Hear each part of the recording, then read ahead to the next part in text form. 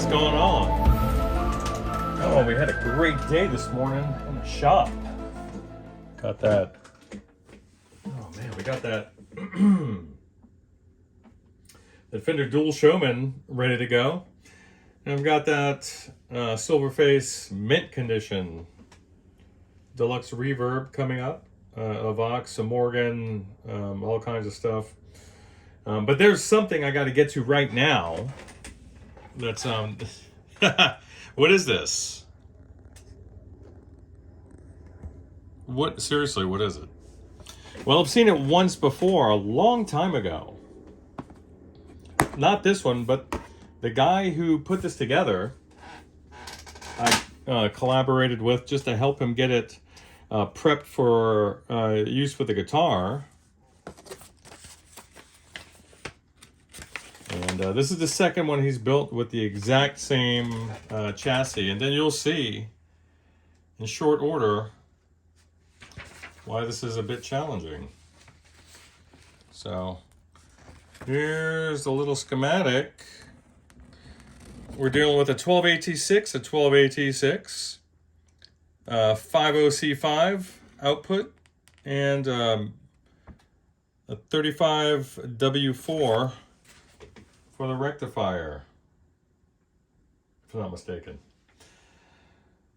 So let's see what's up.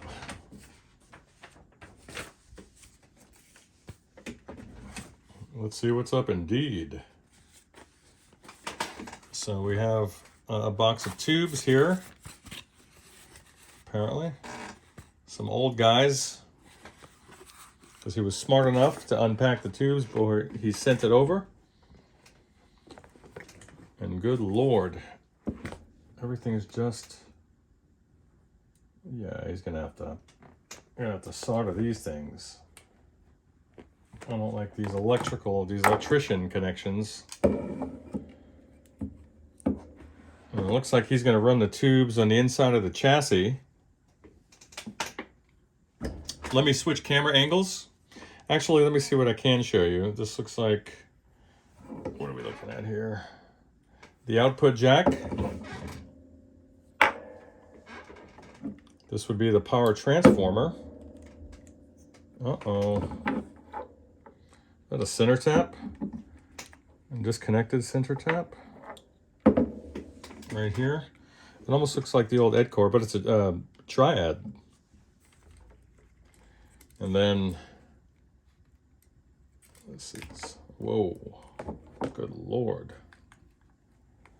So just behold.